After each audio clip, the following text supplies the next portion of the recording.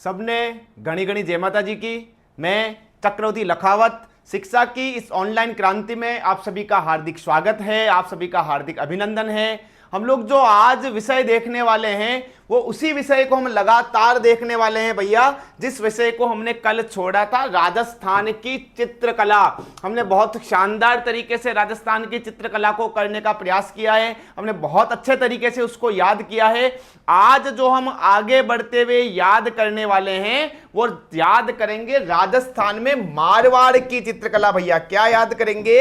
मारवाड़ की चित्रकला याद करेंगे।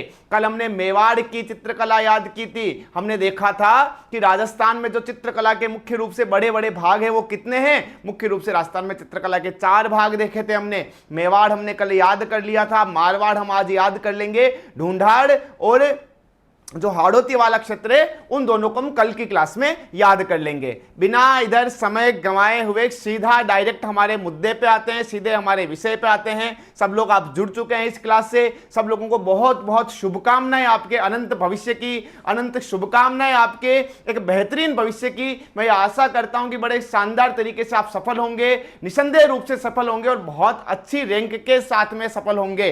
भैया आते हैं हमारे मुद्दे पर।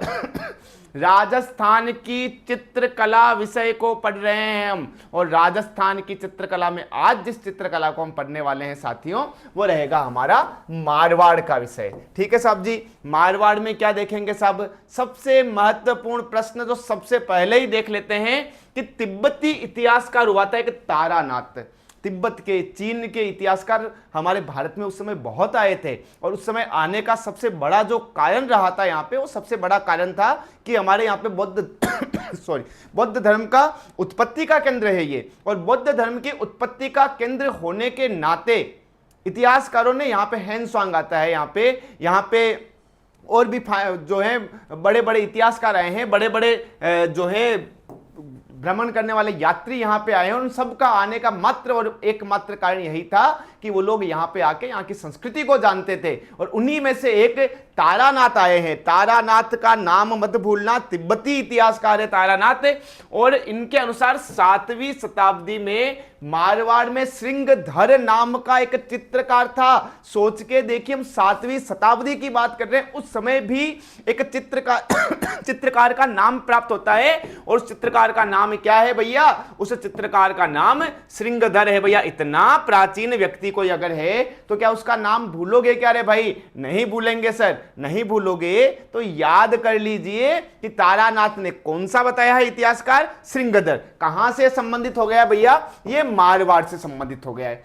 एक रामावतार अग्रवाल ने मारवाड़ मूलाल्स नाम की एक पुस्तक लिखी उन्होंने, इंपॉर्टेंट है, कम इंपॉर्टेंट है, बावजूद याद कर लीजिएगा, लेकिन ये वाली बड़ी इंपॉर्टेंट चीज है, 7वीं शताब्दी में बता दिया है साहब जी, 7वीं शताब्दी में। ठीक है साहब, बढ़ते हैं अब जोधपुर की तरफ। इस मारवाड़ की चित्रकला में हम जोधपुर वाली चित्रकला को देखेंगे, हम बीकानेर वाली चित्रकला को देखेंगे, हम किशनगढ़ वाली चित्रकला को देखेंगे, हम जैसलमेर वाली चित्रकला को देखेंगे, और हम अजमेर वाली चित्रकला को देखेंगे। सबसे पहले शुरुआत करते हैं जोधपुर से, और जोधपुर में भी जिससे शुरुआत करने वाले हैं वो है साहब जी मालदेव।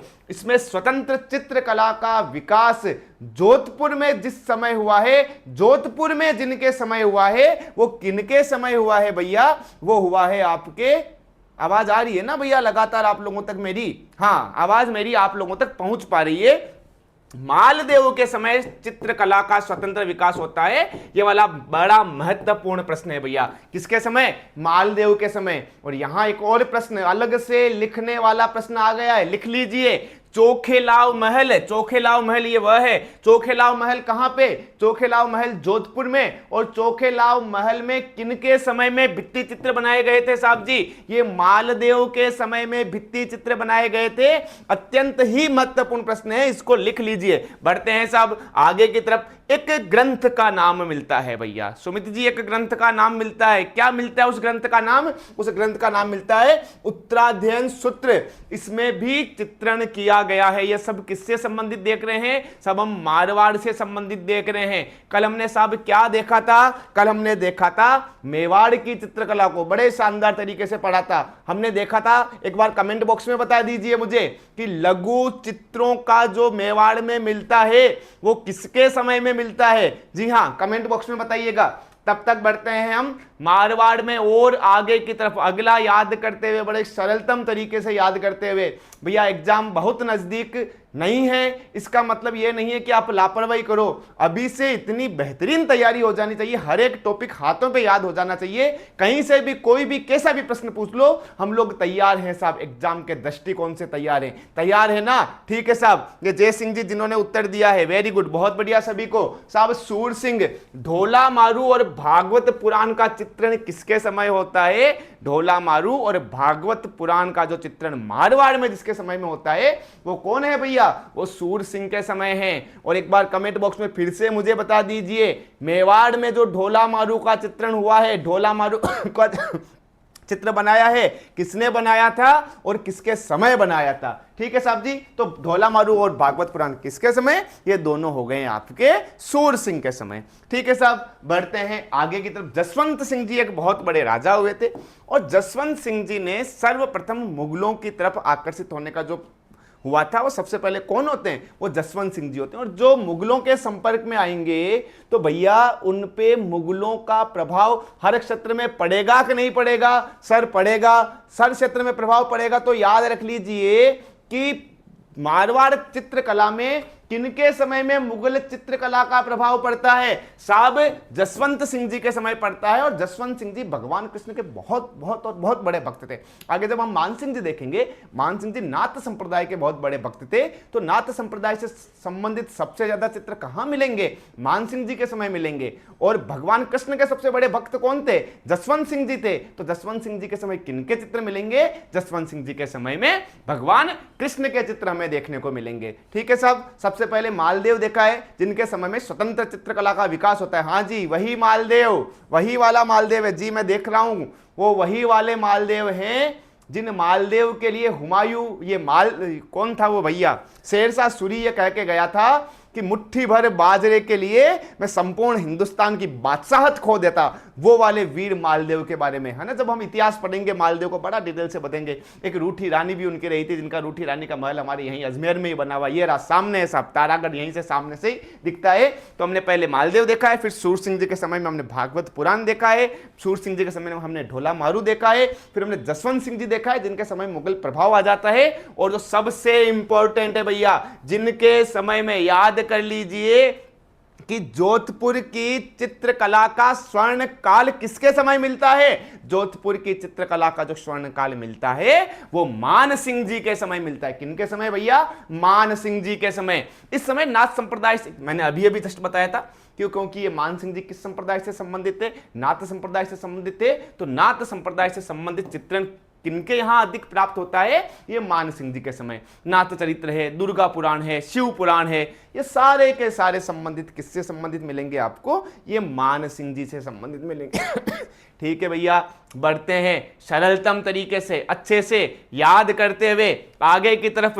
मैंने एक कल भी बात बताई थी कि कक्षा 11 के बच्चों के कहने के बाद मैंने इंस्टाग्राम पर एक आईडी बना ली है। वो आईडी लखाओ सर नाम से आईडी है, और वहां मैं रोज छोटे छोटे वीडियो डाल रहा हूं जो आपके सुबह और शाम दोनों टाइम उठते ही आप पढ़ना शुरू करो और वो चीजें वहां से याद। वो वाली इंस्टाग्राम वाली उस टाइप की रील्स नहीं है जो आप वो देखते जाओ देखते, तो काम की रील बनाऊंगा, वहां पे काम के वीडियोज में डालता रहूंगा, वो देखते रहना भैया। बढ़ते हैं आगे की तरफ। अगला याद करते हैं साहब, हम याद करते हैं कि मती राम की पुस्तक रसराज किसके समय है? मान सिंह जी के समय है। क्या मिलता है साहब? 63 चित्र प्राप्त होते हैं। कहां से प्राप्त होते हैं? जोधपुर में महामंदिर नाम की जगह है।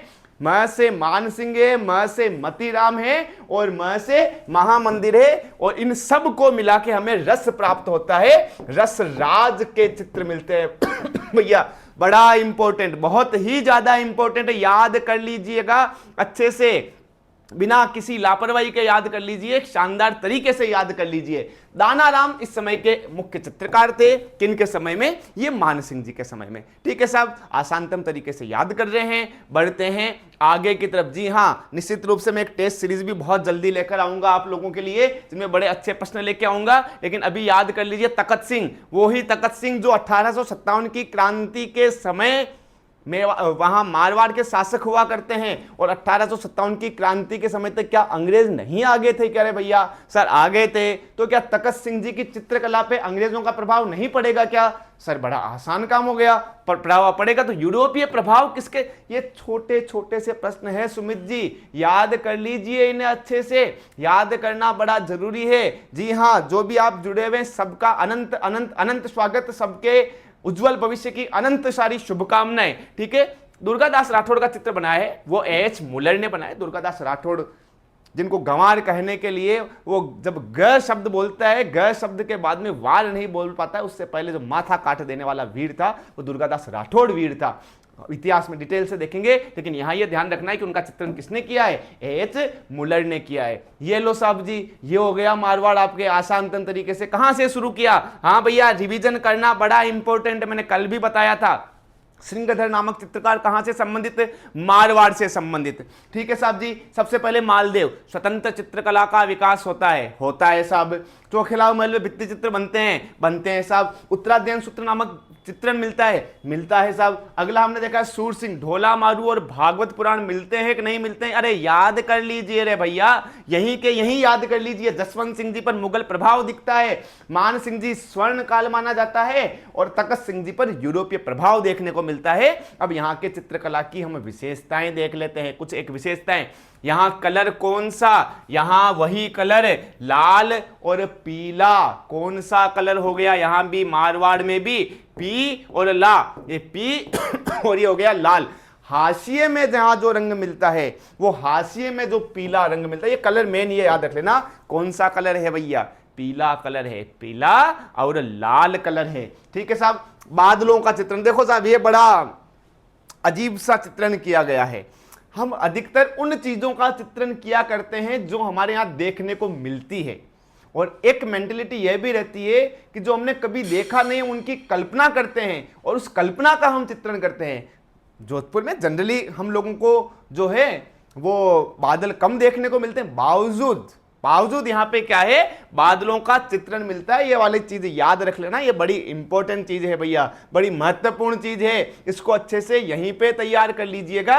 और अगला जो विषय है, जो मारवाड़ का सबसे प्रमुख विषय है, प्रेम कहानियों का अगर सबसे ज्यादा चित्रण कहीं पर मिलता है तो वो हमारे मारवाड़ में मिलता है साहब। कहां मिलता है? सर मारवाड़ में मिलता है। कलर कौन सा मिलता है? अरे सर अब तो बहुत आसानी से याद है, पी और ला है, पीला और लाल है। हाशिए पे कौन सा कलर? पीला कलर है। और क्या विशेषता है? सर बादल कम थे, बावजूद बादलों का चित्रण किया है, और जब बादलों का चित्रण किया तो प्रेम कहानियां याद आ गई है। कौन कौन सी? ढोला मारू वाली प्रेम कहानी, महेंद्र मूमल वाली प्रेम कहानी है, वीरमदेव फिरोजा की जो जालोर वाले शासक थे, जालोर वाले जो राजकुमार थे, उनकी बड़ी फेमस प्रेम कहानियां। उन प्रेम कहानियों को भी तसल्ली से कभी सुनाऊंगा। अभी एग्जाम के दृष्टिकोण से केवल याद कर लेते हैं। सारी कहानियां बड़े मजेदार तरीके से, बड़े रोचक तरीके से पढ़ते हुए, बड़े आसान तरीके से पढ़ते हुए, बिना बोर हुए, पूरे मोटिवेशन के साथ में तैयार करेंगे। और ये प्रश्न जो है वो 2 अंक दिलाएगा आपको।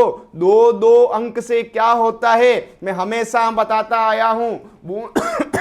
ये लो भैया, खांसी आ गई है। बूंद बूंद से घड़ा भरता है, और 2 अंक से सिलेक्शन होता है। सिलेक्शन लेना है, शानदार रैंक के साथ में सिलेक्शन लेना है। ठीक है साहब, बढ़ते हैं आगे की तरफ। बढ़ो साहब आगे की तरफ। चित्रकार कौन थे? यहां चित्रकार सबसे प्रमुख याद कर लेना, डालचंद।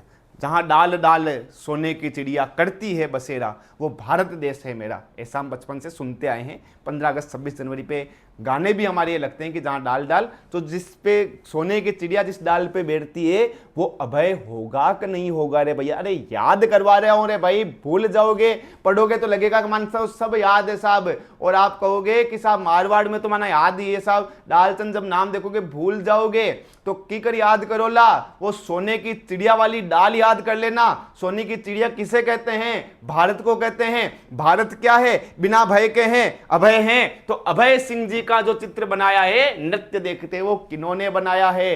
डालचंद ने बनाया है। अब कभी भी नहीं भूलना है, पूरी जिंदगी में हमेशा के लिए याद हो गया। एग्जाम हॉल में ये मेरी आवाज आपके कानों तक में गूंजनी चाहिए कि सर ने अभय सिंह का नाम लेते ही क्या याद आनी चाहिए? वो डाल याद आनी चाहिए। ठीक है साहब, अगला देखते हैं वीर जी। वी से वीर जी है भैया, बड़ा इंपॉर्टेंट है। और वी से विट्ठल दास है, ये विट्ठल दास जी है, ठीक है। विट्ठल दास जी चंपावत के लिए जो रागमाला का चित्रण मारवाड़ में किया है भैया, रागमाला का चित्रण मेवाड़ में किसने किया है, एक बार मुझे कमेंट बॉक्स में बता दीजिए। मेवाड़ में रागमाला का चित्रण किसने, कब और किसके समय किया है, एक बार मुझे आप कमेंट बॉक्स में बता दीजिएगा। और यहां मारवाड़ में किसने किया, 1623 ईस्वी, वीर जी, ठीक है। किसके समय, विट्ठल दास के लिए ये रागमाला का चित्रण बड़ा इंपॉर्टेंट है। आगे फिर हम शिव है, शिव के साथ में क्या शंकर नाम आएगा कि नहीं आएगा रे भैया, तो शिव और शंकर दोनों हैं, ये अमर और जीत आ गए हैं। और साथ में एक छज्जू, ये चित्रकार याद कर लेना। देखो डालचंद तो अभय सिंह वाला हो गया, साहब हो गया। फिर वीर जी को याद करोगे कि नहीं करोगे, सर वीर जी ये ऊपर वाले 2 बार तो याद हो गए, आगे आप आगे वाली कहानी सुनाओ। तो आगे वाली कहानी है, शिव है, शंकर है, अमर हो गए हैं और अमर जीत हो गए हैं। लास्ट में आ गया है भैया छज्जू। ये चित्रकार सारे के सारे कहां के, साहब ये सारे के सारे जो चित्रकार है वो आपके मारवाड़ के चित्रकार हो गए हैं। बढ़ते हैं आगे की तरफ, अच्छे से सरलतम तरीके से याद करते हुए। अब जोधपुर याद वेगो भाई, वेगो तो जोधपुर वाला ने जय माता जी की लो। अब जोधपुर वाला वीर वेवो धीरे धीरे सर की तरफ वीर वेना यानी कि हमारे मारवाड़ी में कहते हैं रवाना होने को। तो रवाना वेवो की जगह रवाना वेवो साहब, अरे भैया देशनो करणी माता जी का दर्शन करते हुए हम बीकानेर चलेंगे कि नहीं चलेंगे, सर बीकानेर चल के आते हैं। बीकानेर क्या देखेंगे, बीकानेर में हम बीकानेर की चित्रकला को देखेंगे। चित्रकला को देखेंगे या चित्रकला को याद करेंगे, सर चित्रकला को यहीं के यहीं इसी क्लास में याद कर लेंगे ताकि एग्जाम हॉल तक में नहीं भूले। तो बीकानेर में कौन, स्वतंत्र चित्रकला का जिनके समय विकास होता है वो राय सिंह जी के समय विकास होता है। किसके समय विकास होता है, राय सिंह जी के समय। भागवत पुराण का यहां पे राय सिंह जी के समय में चित्रण किया जाता है। और इसी समय में बीकानेर के चित्रकला के 2 मुख्य स्तंभ हम देखने को देखेंगे, 2 मुख्य रूप से स्तंभ है। पहला स्तंभ आपको उस्ता कला मिलेगा और दूसरा जो स्तंभ मिलेगा वो आपको मथेरन कला मिलेगा, जहां अधिकतर प्रश्न आने वाले हैं इन 2 कलाओं से संबंधित ही प्रश्न आने वाले हैं, ठीक है। तो स्वतंत्र चित्रकला का विकास मारवाड़ में किसके समय होता है, मालदेव के समय। बीकानेर में किसके समय होता है, राय सिंह जी के समय। बीकानेर में उस्ता कला किसके समय प्रारंभ होती है, राय सिंह जी के समय। और 2 बड़े चित्रकार इस उस्ता कला के सबसे बड़े चित्रकार अली राजा रुकनुद्दीन, ठीक है। AR रहमान था भैया, मैंने तो ऐसे कर रखा था AR ठीक है, A for Ali Raja, R for Ruknuddin. ये लाहौर से बुलाए गए थे साहब, विशेष रूप से उस्ता कला के लिए 2 कलाकारों को राय सिंह जी के समय लाहौर से बुलाया गया। A और R नाम था उनका, अली राजा रुकनुद्दीन। और ये बड़े साधारण नाम नहीं है, बड़े महत्वपूर्ण नाम है, एग्जाम के दृष्टिकोण से बड़े शानदार नाम है। अली राजा रुकनुद्दीन नाम याद होने चाहिए, ये आपका सिलेक्शन करवाएंगे। सर याद है, हाँ जी याद है, तो बढ़ो। इसमें होता क्या है, इसमें ऊंट के चमड़े पर सोने का कार्य किया जाता है, वो उस्ता कला होती है। उसे उस्ता कला ऊंट पर कार्य किया जाता है, सबको पता है। बावजूद मैं इसलिए बताता हूं साधारण तरीके से, इसलिए एकदम छोटे बच्चों की तरह बताता हूं क्योंकि हमारी क्लास में बिल्कुल नए बच्चे भी जुड़े हुए हैं, तो हर एक बच्चे तक हमारी जानकारी पहुंचनी बड़ी आवश्यक है। हर एक क्षेत्र के बच्चों तक जानकारी पहुंचना, हो सकता है आप अजमेर, जोधपुर, इस आसपास के जयपुर बेल्ट के, अलवर भरतपुर क्षेत्र के हो, काफ़ी इंटेलिजेंट हो। मैं आपकी विद्वता को वाकई में नमन करता हूं, बावजूद आपकी समझदारी को भी नमन करना चाहूंगा क्योंकि हमारे साथ में डूंगरपुर बांसवाड़ा क्षेत्र के भी कुछ बच्चे जुड़े हुए हैं जो इन चीज़ों के बारे में आज भी कम जानकारी रखते हैं। जैसलमेर बाड़मेर के भी छोटे छोटे से अच्छे से बच्चे जुड़े हुए हैं। तो हमारा इस क्लास का जो प्राथमिक उद्देश्य है वो समावेशी विकास है। हम सबका ध्यान रखते हुए हम पढ़ाई करें, सभी को याद करते हुए पढ़ाई करें। इसलिए AR रहमान को याद कर लीजिए, ऊंट कला को याद कर लीजिए, उस्ता कला है। और बीकानेर के कैमल हाइट ट्रेनिंग सेंटर में उस्ता कला सिखाई जाती है, वहां आज भी ट्रेनिंग सेंटर बना हुआ है। अगर आप में से किसी को वो कला सीखना है, कला 2 कार्य करती है, रोजगार का कार्य भी करती है और हुनर होता है, शौक भी होता है। जिसको भी अगर उस्ता कला सीखनी हो बीकानेर पधार सकते हैं। लेकिन अभी बढ़ते हैं आगे के 2 तो ये हो गए, और अभी वर्तमान में जो उस्ता कला के मुख्य कलाकार कौन कौन से हैं साहब जी, देखो आशिर खां है और हसन है, ठीक है। आओगे तब हंसी आएगी, जब कोई आता है तो हंसना है, हंसी आएगी, ठीक है। और हैशामुद्दीन, ये 3 तो याद कर लीजिए। और एक यहां पे कहा कि साहब आप सब केवल लाहौर वाले कलाकारों को क्यों ले रहे हैं, एक हम यहाँ के कलाकारों भी हम सीखेंगे। यहाँ वाले कलाकारों में भी विद्वता थी, उन्होंने कहा कि हम भी सीखेंगे। तो किसको बुलाया, भगवान राम को बुला लिया साहब। राम जी को बुला लिया, राम जी उस्ता कला कर रहे हैं, पता है कि नहीं है? नहीं पता है तो यहीं पे याद कर लेना, यहीं पे याद नहीं किया तो अलग से लिख लेना। प्रश्न आने वाला है, रामलाल निम्नलिखित में से किस कला से संबंधित है, या उस्ता कला में से निम्नलिखित में से कौन सा चित्रकार नहीं है? यही तो प्रश्न आने हैं भैया, यहीं से तो ऐसे ही तो प्रश्न पूछे जाने हैं। और जब ऐसे ही प्रश्न पूछे जाने हैं तो याद करना जरूरी है, याद करना जरूरी है तो याद कर लीजिए। साहब याद कर लिया, आगे तैयार करवाइए, यहां तक तो हम तैयार हैं, कोई भी प्रश्न कैसे भी गलत नहीं करेंगे। तो साहब आप तो मुझे यह बता दीजिए कि इनके समय चित्रकला का स्वर्ण काल किसके समय आता है? अनूप सिंह जी के समय आता है। जब हमने संगीत के ग्रंथ देखे थे, याद कीजिए उन संगीत के ग्रंथों में अनूप सिंह जी आए थे कि नहीं आए थे? अरे अनूप सिंह जी का चित्र, वो कला दरबारी कौन था? एक बार मुझे कमेंट बॉक्स में बता दीजिए। संगीत वाले में मैंने याद करवाया था। हाँ जी, आपको बताना है, कमेंट बॉक्स में बताइएगा। नीलू सोनी आप बताइएगा कि क्या आंसर रहेगा। अभी यहां देखते हैं चित्रकला का स्वर्णकाल किसके समय में? चित्रकला का स्वर्णकाल अनूप सिंह जी के समय में। मथेरन कला को इन्होंने प्रोत्साहन दिया। देखो उस्ता कला किसके समय प्रारंभ हो जाती है? राय सिंह जी के समय प्रारंभ हो जाती है। चित्रकला का स्वतंत्र विकास किसके समय प्रारंभ हो जाता है? राय सिंह जी के समय प्रारंभ हो जाता है। और मथेरन कला का विकास किसके समय प्रारंभ हो रहा है साहब जी? ये अनूप सिंह जी के समय। मथेरन का एक बहुत अच्छा प्रश्न आया था साहब आरएस में, है ना, और अधिकतर लोग कंफ्यूजन हो गए थे उस समय। उस्ता कला वाले जो अधिकतर आपको कलाकार मिलेंगे, अधिकतर बता रहा हूं मैं, सब नहीं बता रहा हूं मैं, है ना, अधिकतर कलाकार आपको मुसलमान धर्म से मिलेंगे, है ना। और मथेरन कला के जो अधिकतर कलाकार है वो आपको जैन संप्रदाय से संबंधित मिलेंगे। ये उस समय तक, जिस समय तक आरएस प्री में वो पेपर दिया था, उस समय तक किसी भी लोगों को पता नहीं था। उसके बाद से ये प्रश्न लगातार पूछा जाने लग गया था, बावजूद कई चीजों से ये अछूता सा है। इसलिए ध्यान रख लेना कि जो मथेरन कला, उस्ता कला और मथेरन कला दोनों कहाँ की फेमस है? उस्ता कला और मथेरन कला ये दोनों बीकानेर की फेमस है, ठीक है। और बीकानेर में जो मथेरन कला वाले किस संप्रदाय से संबंधित है भैया? ये जैन चित्रकार थे मुख्य रूप से। गीली दीवारों पर इन्होंने राजाओं के चित्र बने थे, दीवारें गीली कर देते पहले आप के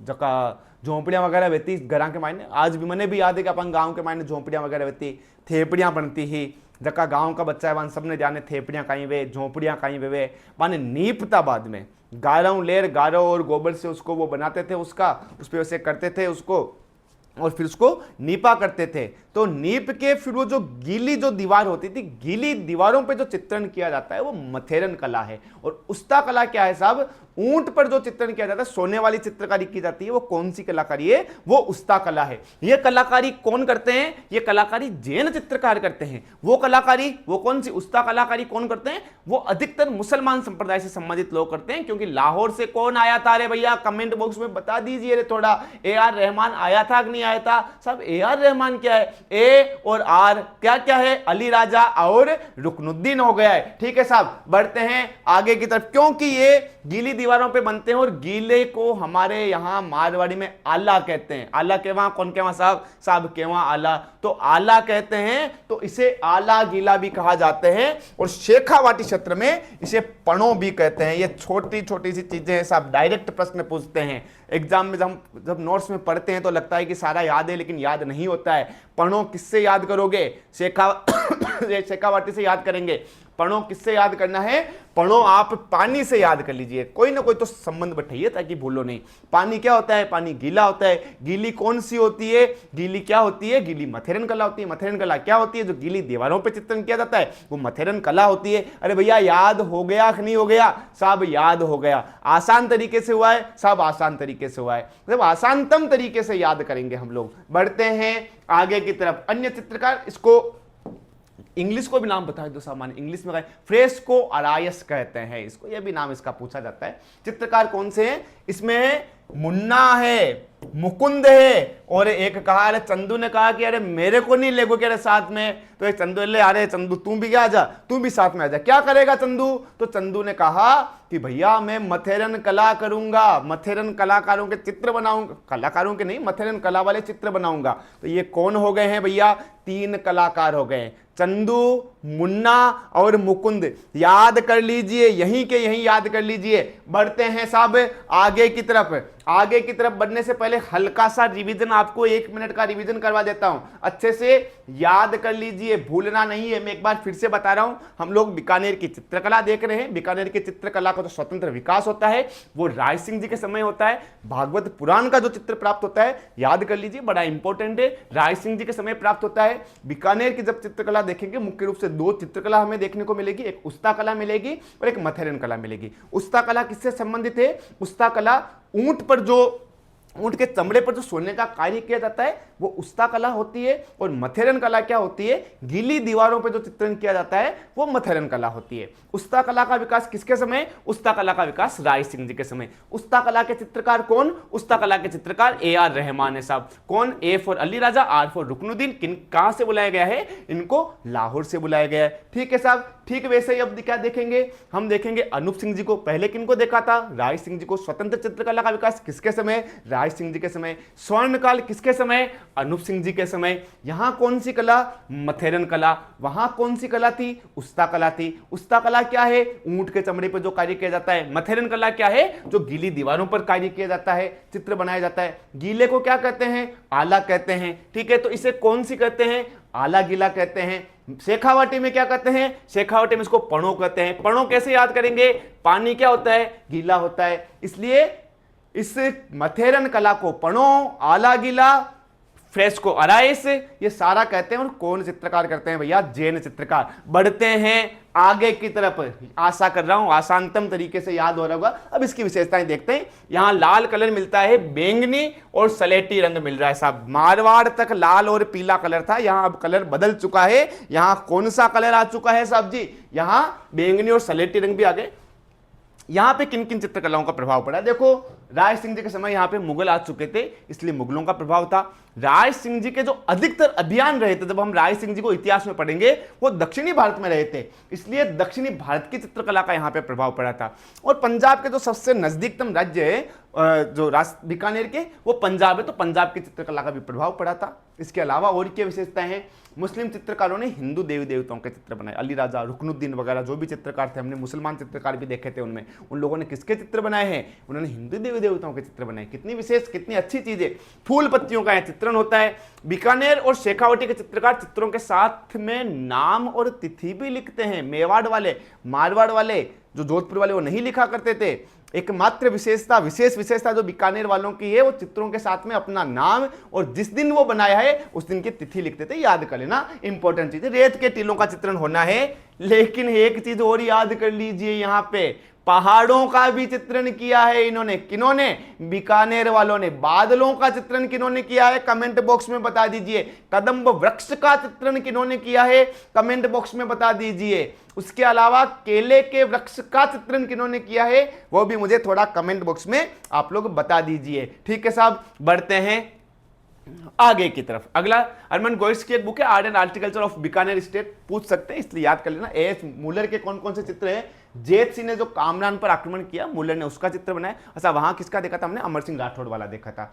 पृथ्वीराज राठौड़ का जो महाराणा प्रताप को पत्र लिखा गया था, है ना, कि यार हमने सुना है कि वो कौन सा, मुझे याद नहीं आ रहा है गीत, कि हूँ आज सुनियो हूँ ना हरियो, शाड़िया रे सागे खेले लो। क्या पत्र, क्या शानदार चीज थी। जब महाराणा प्रताप संधि करने के लिए एक व्यवस्था सी हो जाती है, पेशा समाप्त हो जाता है, लगता है कि मुझे मेरे जो है आम जनजीवन को परेशान नहीं करना चाहिए, संधि कर लेनी चाहिए। जब ये विचार मात्र महाराणा प्रताप के मन में आता है, पृथ्वीराज राठौड़ उस समय दिल्ली बैठा करते हैं। पृथ्वीराज राठौड़ जो पत्र लिखते हैं, उस पत्र का जो चित्रण जिसने किया है वो एच मुलर ने किया है। क्या बताऊंगा मैं इतिहास की सारी बातें अभी, क्योंकि समय लग जाता है चीज़ों में, मैं डूब सा जाता हूं, तो मुझे सामने लिख के रहना पड़ता है कि कहानियां कम और पॉइंट टू पॉइंट चीज़ें ज़्यादा बतानी है, इसलिए मैं ज़्यादा डूब के वो नहीं जाता हूं, वरना फिर वो चीज़ें बहुत लंबी सी हो जाती है। इतना वक्त अभी आप लोगों के पास नहीं है, अभी मात्र इतना वक्त है कि जेत सिंह के आक्रमण का चित्र किसने बनाया? मूलर ने बनाया। पृथ्वीराज राठौड़ के महाराणा प्रताप को पत्र का चित्र किसने बनाया?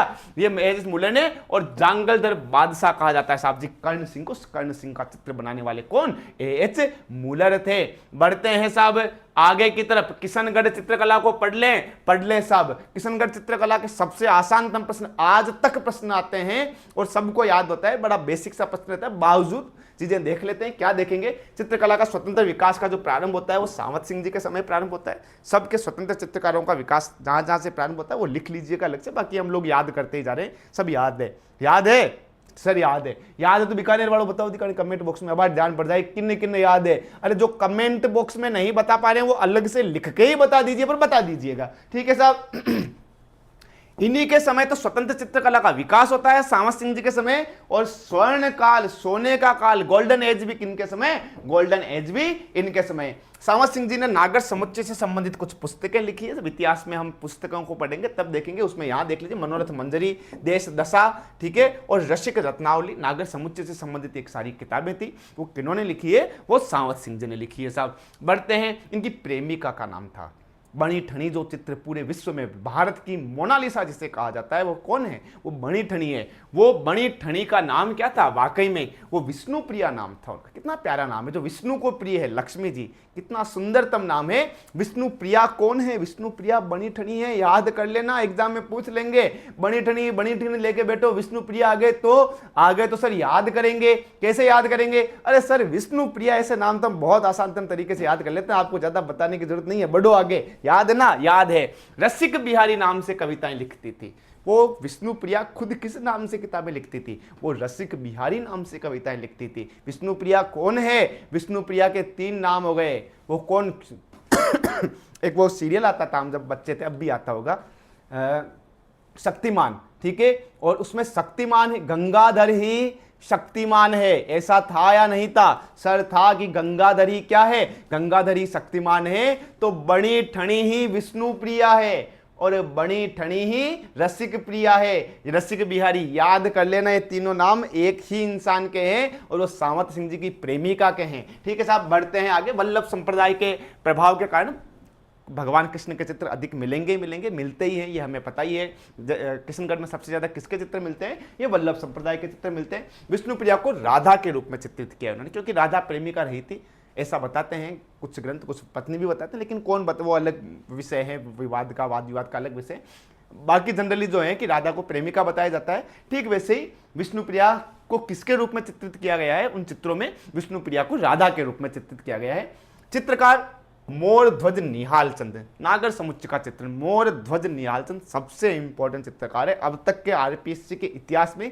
जिस व्यक्ति के बारे में सबसे अधिक प्रश्न अगर किसी से पूछा गया है, पूरे सब चीजों को उठा के देख लेना, सबसे ज्यादा प्रश्न अगर कहीं से या किसी व्यक्ति से पूछा गया है, इसे मोर ध्वज निहाल चंद से पूछा गया है। और जिसके बारे में इतना अधिक प्रश्न पूछा गया है, पूछे जाते रहे हैं, पूछे जाते रहेंगे, उनको तो याद करना ही है। कौन? मोर ध्वज निहाल चंद। नागर समुच्चय का चित्रण किया है। विष्णु प्रिया का इन्होंने व्यक्तिगत चित्र बनाया है, जिसे बणी ठनी कहा जाता है। बणी ठनी का चित्रण किसने किया? आज भी वो रही मेरे सामने में अभी अरई खुशीराम जी चौधरी की वहाँ कोचिंग क्लासेज में गया था, जब पढ़ाने वहाँ कुछ फंक्शन में उन्होंने मुझे बुलाया था, तब उन्होंने जो मुझे भेंट की थी वो बणी ठनी भेंट की थी। तो बणी ठनी वो जस्ट सामने है। क्या मैं उसे दिखा सकता हूँ? नहीं, अभी आना जाना रहेगा तो नहीं हो, कल दिखाऊंगा मैं आपको, है ना।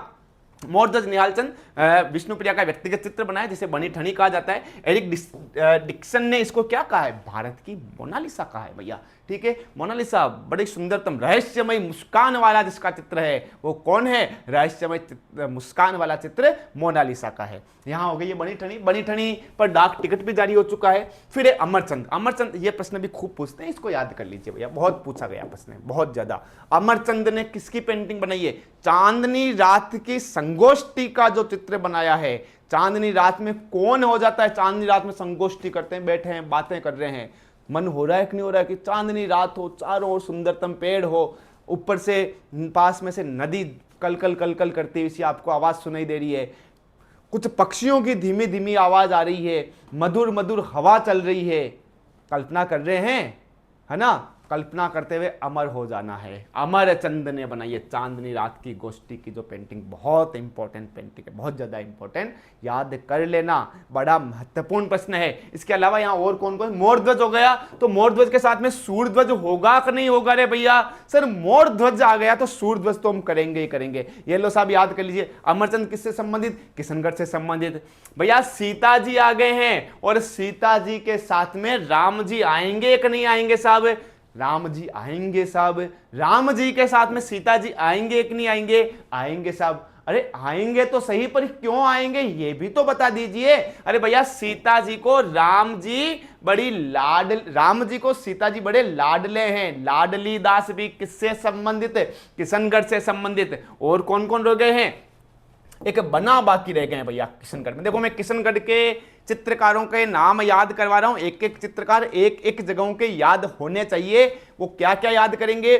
मोर ध्वज हो गया है तो सूर्य ध्वज हो गया है साथ में। अमरचंद की हमने चांदनी रात की संगोष्ठी देख ली है, 3 तो याद कर लिए। फिर हमने सीता जी को याद कर लिया, राम जी को याद कर लिया, और उनके लाडली को याद कर लिया, लाडली दास हो गए। अब बना को याद करना है। बना कौन? ब से बदन सिंह, ना से नानक राम, और ये आपके सवाई को तो एक सवाई तो नाम वैसे ही याद कर लो रे साथ में, इतना तो सर के कहने से याद कर लो। क्या सर किशनगढ़ का एक चित्रकार का नाम बताओ, मैं पूछ रहा हूं आप लोगों से। आप लोग बताओगे सवाई राम। कौन? सवाई राम, सवाई राम, सवाई राम, 7 बार नाम लेना है सवाई राम। अभी ले लीजिए, वाकई में ले लीजिए, 7 बार नाम लोगे सिलेक्शन हो जाएगा। किसका सिलेक्शन इसलिए हो जाएगा, ये कोई मैं मात्र मिथ्या आधार पे नहीं, 7 बार नाम लोगे सवाई राम का तो याद हो जाएगा। याद हो जाएगा तो एग्जाम में प्रश्न आएगा, एग्जाम में प्रश्न आएगा तो गलत नहीं करोगे, क्योंकि छोटे छोटे से नाम में कई बार लोग भूल जाते हैं।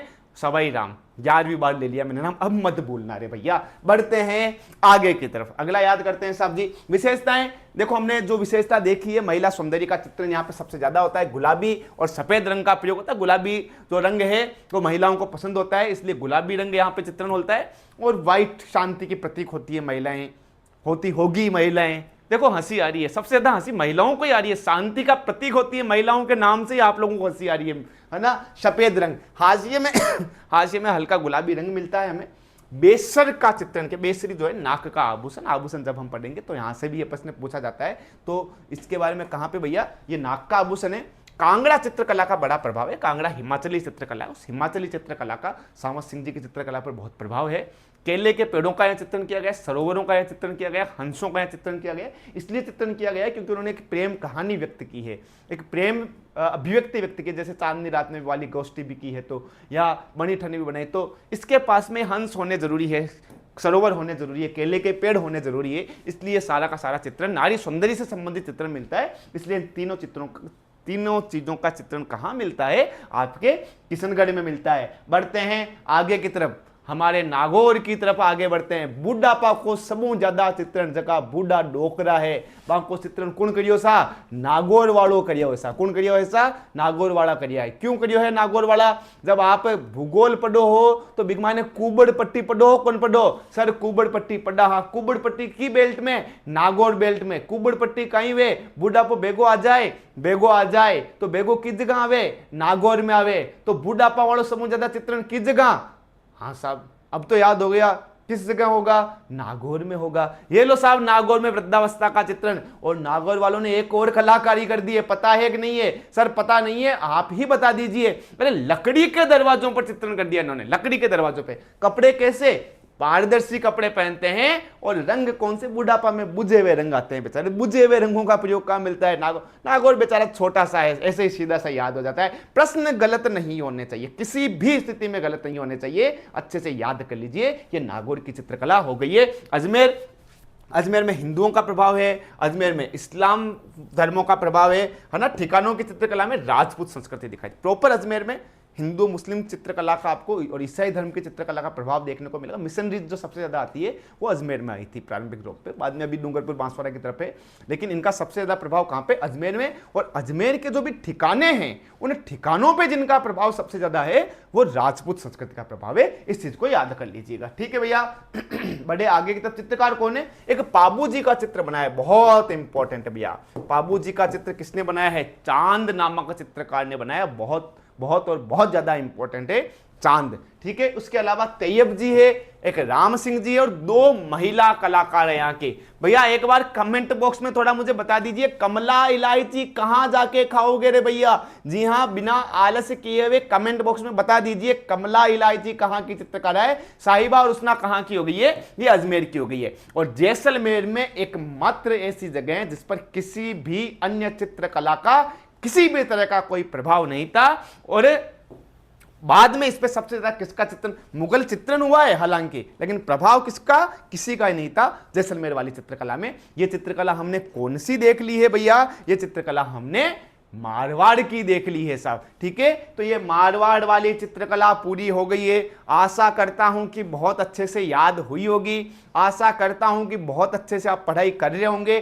कल की एक क्लास में फटाफट से हम हाड़ौती और जयपुर वाले ढूंढाड़ उन दोनों को याद कर लेंगे और कल हमारे चित्रकला का जो विषय है वो पूरा हो जाएगा। छोटी छोटी चीजों से मैं आशा कर रहा हूं मेवाड़ याद हुआ होगा, मैं आशा कर रहा हूं मारवाड़ याद हुआ होगा और कल वो दोनों चीजें याद हो जाएगी। अरे बुढ़ापा का चित्र कौन बनावे, एक बार कमेंट बॉक्स में बता दो। बुझे हुए चित्र कहां मिलते हैं, कमेंट बॉक्स में बता दो। पारदर्शी कपड़े कहां मिलते हैं, वो कमेंट बॉक्स में बता दीजिए। मिलते हैं कल पुनः इसी समय। अनंत शुभकामनाएं आपको सिलेक्शन की, आपको आपके उज्जवल भविष्य की। Thank you so much.